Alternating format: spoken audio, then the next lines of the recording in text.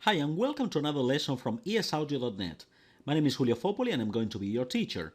Today we are going to work on Object Pronouns Made Easy, Part 2, The Dilemma.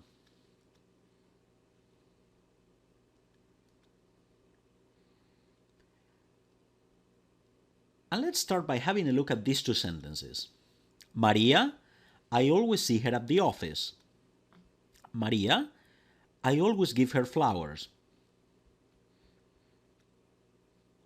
In Spanish, the first sentence would be translated as María, siempre la veo en la oficina, whereas the second sentence would be translated as María, siempre le doy flores. So what we can see here is that we have one English word, her, but we have two different Spanish translations, la and le.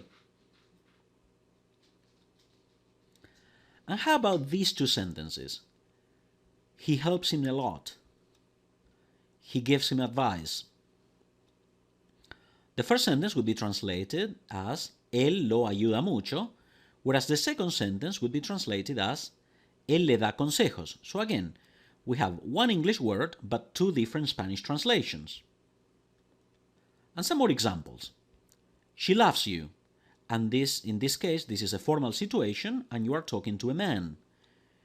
And in the same situation, formal and talking to a man, she gives you advice. The first sentence would be translated as ella lo ama, whereas the second sentence would be translated as ella le da consejos. So again, we have one English word, but two different Spanish translations. She loves you. This is a formal situation, you are talking to a woman. She gives you advice. Again, formal situation, talking to a woman. Now the first sentence would be translated as ella la ama, whereas the second sentence would be translated as ella le da consejos. So again, we have one English word, two different Spanish translations. So the dilemma, well, how do we know which translation we need to use? The solution? Count the number of objects in the sentence. But what on earth is that? Well, let's find out. And it all begins with an object. But what is an object? In grammar terms, an object answers the question what, whom, or to whom, with regard to what the subject of the sentence does. And something important here, some sentences have one object, some others have two, and some others have no objects at all. To choose the right translation of him, her, it, the formal you, the plural you, and them, it is important to count the number of objects that the sentence has. Let's see this in detail to understand what I'm talking about. And as we said before, an object answers the question what, whom, or to whom with regard to what the subject of the sentence does. So the question is, do these sentences have objects or not? I always see her at the office. When we want to ask these questions, we are asking about this part, about what comes after the verb. So if I have one element and here I have another element. The question is, could I answer any of these questions with the information here? Well, I have her. I always see her at the office. What do I always see? Well, her doesn't answer that, but it answers whom do I always see at the office? Her. So in this case, we can say that the sentence has one object. At the office. Well, at the office doesn't answer the question what. What do I always see? It doesn't answer that. It doesn't answer the question whom or to whom do I always see. So in this case, we can say that the sentence has only one object. Let's see another example. I never told him the truth. Again, I'm asking about this part. What didn't I ever tell him? Well, the truth. So this is an object. Whom didn't I ever tell the truth? Him. So in this case, I could answer, to whom didn't I ever tell the truth? Him is the answer. What didn't I ever tell him? The truth. So in this case, we can see that the sentence has two objects because we can answer two of these questions. The letter, I have it here. And we know that it is replacing letter. So in this case, it would be the same as I have the letter here. So can I answer any of these questions? Well, yes, I can answer what.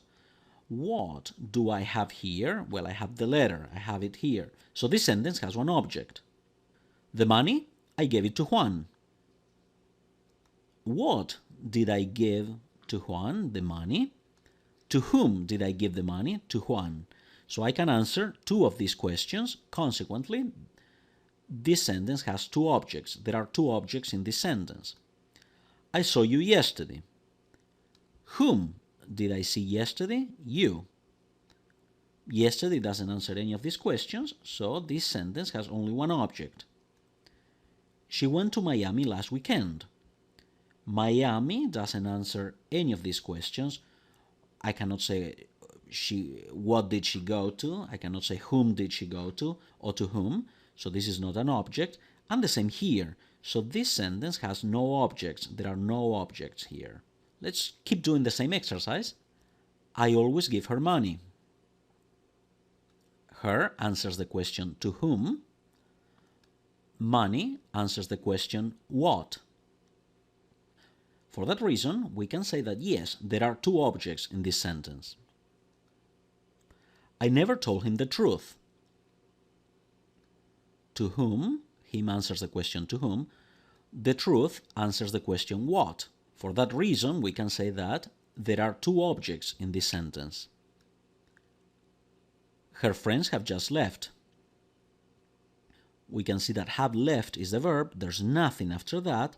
So for that reason, well, we say that there are no objects in this sentence. She ate an ice cream. An ice cream answers the question what. For that reason, we can say that yes, there is one object in this sentence. Finally, she visits her parents. Her parents answers the question whom.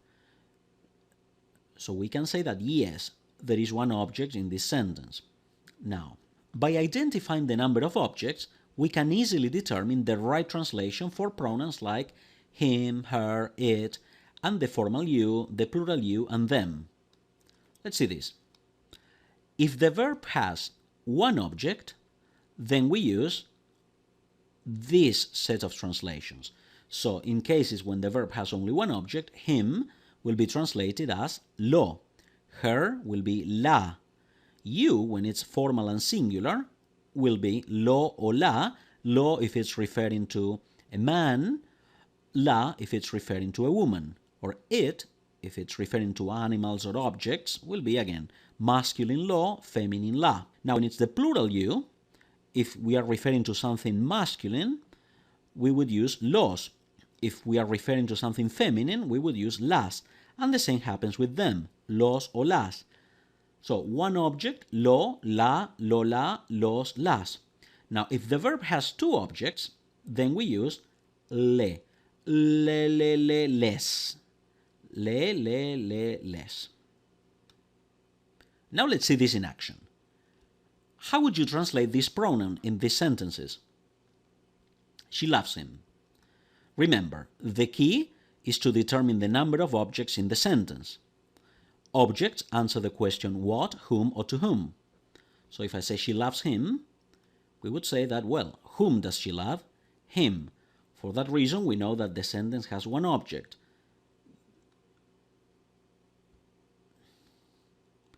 And for him, when we have one object, the translation is lo. She tells him the truth. Again, we said that the key is to determine the number of objects in the sentence. And objects answer these questions, any of these questions, what, whom, or to whom.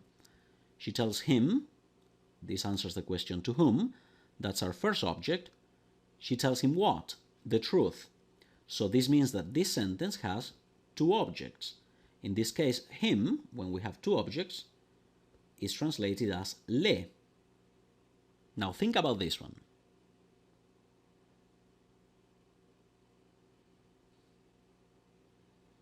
If I say, I see her every day, how many objects? Only one.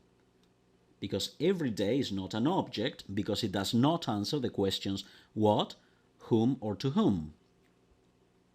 And if we have one object, then the translation for her is la.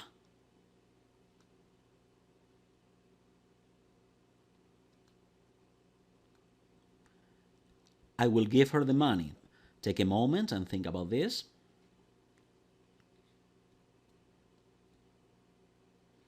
How many objects do we have?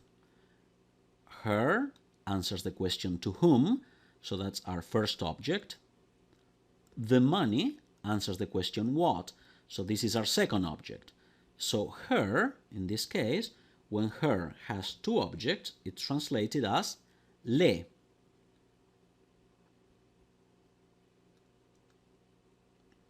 The book, I read it at night. How many objects do we have? It is one object because it answers the question what. Remember, when we have it, we know it's replacing something. I read the book at night. Again, so it answers the question what. At night is not an object because it does not answer the questions what, whom, or to whom. And we know that when we have one object, it's translated as lo or la. In this case, lo, because it's referring to the book, el libro, which is masculine. If we were talking about a magazine, revista, ends in a, it's feminine, it would say la.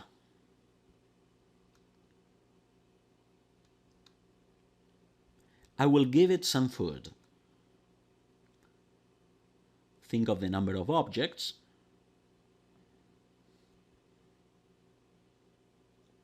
We have one here because it answers to whom, and we have another object here because we can answer what. For that reason, the translation is le, because it, when we have two objects, it's le. She loves them deeply.